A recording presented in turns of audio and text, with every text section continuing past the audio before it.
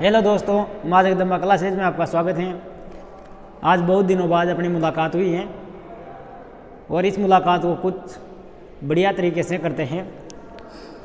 पहली क्लास लेते हैं आज के। हम कौन सी आज पढ़ेंगे? हम गुर्जर प्रतिहार वंश, राजस्थान के गुर्जर प्रतिहार वंश। आइए शुरू करते हैं गुर्जर प्रतिहार वंश को।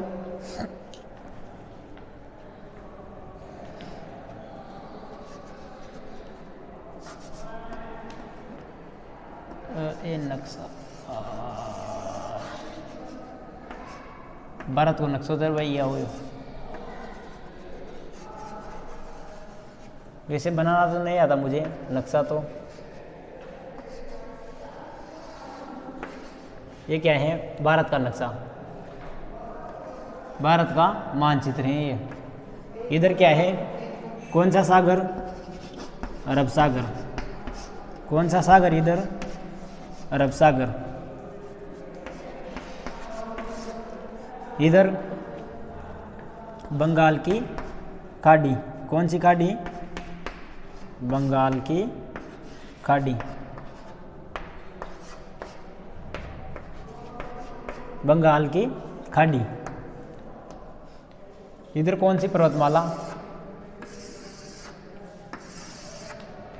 हिमालय पर्वतमाला। कौन सी? हिमालय पर्वतमाला।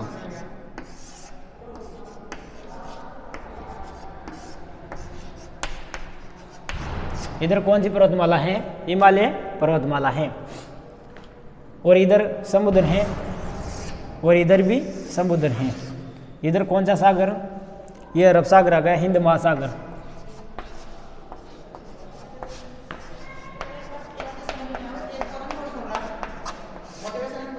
हिंद महासागर। कौन सा सागर? हिंद महासागर।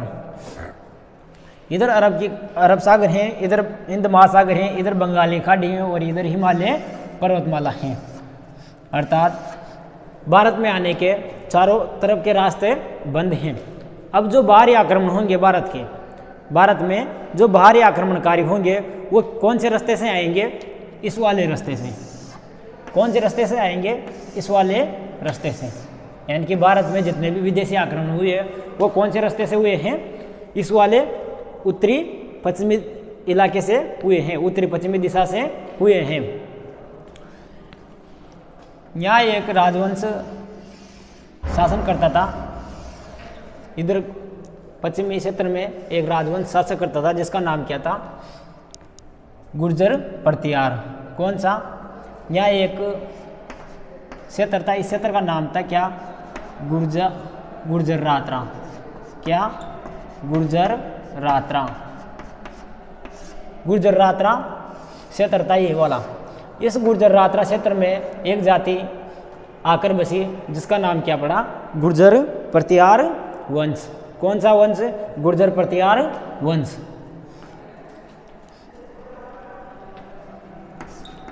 गुर्जर प्रतिहार वंश। कौन सा वंश पढ़ेंगे? गुर्जर प्रतिहार वंश पढ़ेंगे।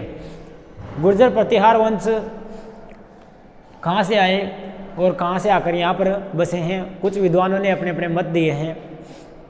उन मतों के अनुसार हम गुर्जर प्रतिहारों की शाखा का अध्ययन करेंगे। जैसे एक विद्वान आते हैं अपने चंद्रबरदाई। कौन से बरदाई? चंद्रबरदाई।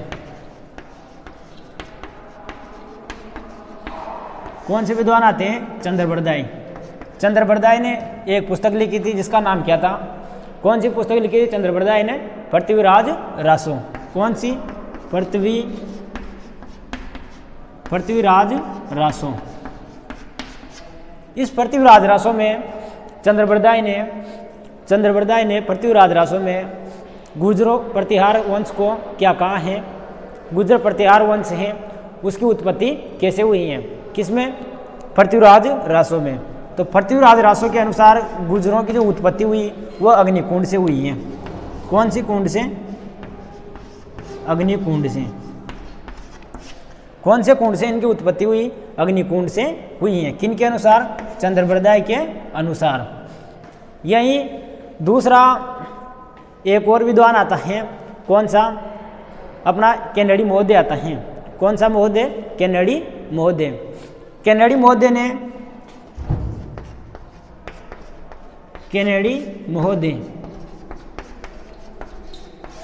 कैनेडी महोदय ने इन्हें ईरानी माना। कौन से? ईरानी, कि ये ईरान से आए और भारत के गुर्जर-रातरा प्रदेश में आकर बस गए। गुर्जर-रातरा प्रदेश में आकर बस गए, यानी कि बाहर ही जाति थी। किसके अनुसार? कैनेडी महोदय के अनुसार ये कहाँ के रहने वाले थे? ईरान इनका मूल स्थान था और ईरान से आकर ये कहाँ बस गए? भारत में बस गए। इसलिए इनको क्या कहा गया? गुर्जर प्रतिहार कहा गया है। तो कैनेडी महोदय ने इनको विदेशी माना है और अपने चंद्रबरदाई हैं, चंद्रबरदाई ने इनको कहाँ से माना? अग्निकुंड से इनकी उत्पत्ति मानी है। कहाँ से? अग्निकुंड से इनकी उत्पत्ति मानी है। एक और आता है अपना डॉक्टर हीराचंद ओझा। कौन? डॉक्टर हीराचंद ओझा।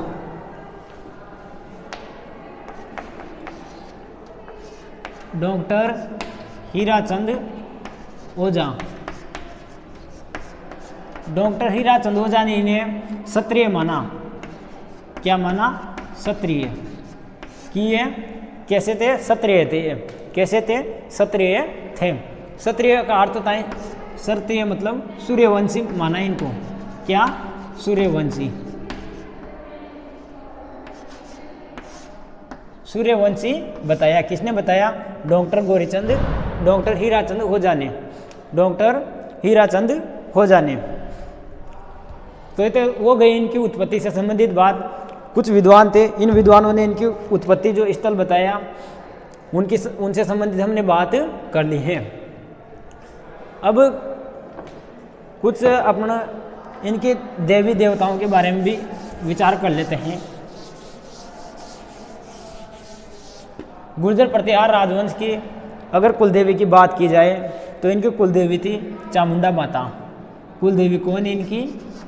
चामुंडा माता। कुलदेवी कौन है? चामुंडा माता। कौन है? चामुंडा माता इनकी क्या है? कुलदेवी है। चामुंडा माता इनकी क्या है? कुलदेवी है। और चामुंडा माता का जो मंदिर है वो कहाँ है? मंडोर में है। कहाँ है? मंडोर में। कहाँ है चामुंडा माता का मंदिर? मंडोर में है। और कुल देवता की बात करें, कौन से देवता? कुल देवता। कुल देवता हैं भगवान विष्णु के। देवता की बात करें इनके, तो इनके कुल देवता है भगवान विष्णु। भगवान विष्णु का वराह अवतार। का वराह अवतार। भगवान विष्णु का वराह अवतार क्या है?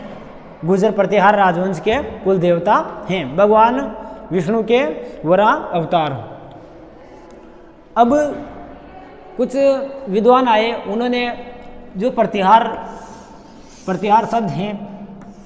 शब्द हैं इसका शाब्दिक अर्थ भी निकाला है। क्या? द्वारपाल। क्या निकाला है? द्वारपाल। द्वारपाल प्रतिहार शब्द का क्या है? शाब्दिक अर्थ माना जाता है।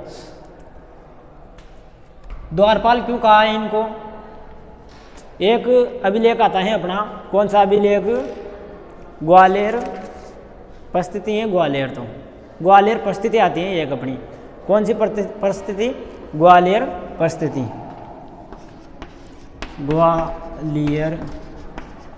ग्वालियर परिस्थिति। ग्वालियर परिस्थिति में इन्हें क्या कहा गया है? इन्हें लक्ष्मण के वंशज माना। किसके वंशज माना? लक्ष्मण जी के वंशज माना है। लक्ष्मण जी के वंशज क्यों माना है ग्वालियर परिस्थिति में? क्योंकि भगवान राम जब वनवास गए थे तो उनके साथ उनका भाई लक्ष्मण जी भी क्या? उनका द्वारपाल के रूप में कार्य किया करते थे। कौन?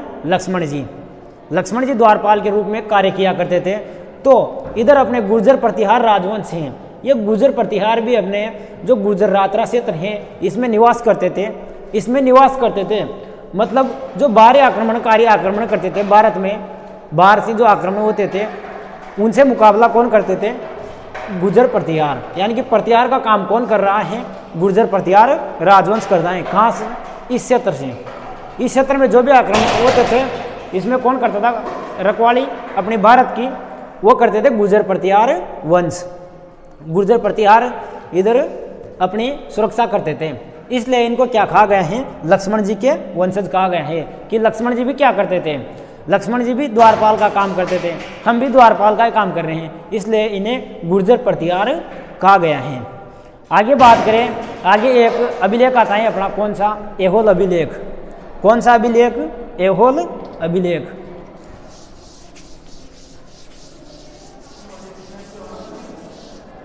एक अभिलेख आता है, अभिलेख कौन सा? ऐहोल अभिलेख। ऐहोल अभिलेख। ऐहोल अभिलेख।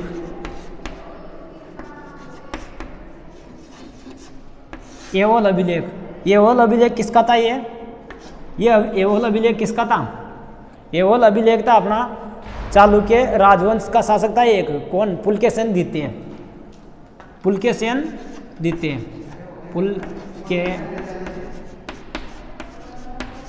पुलकेशिन द्वितीय।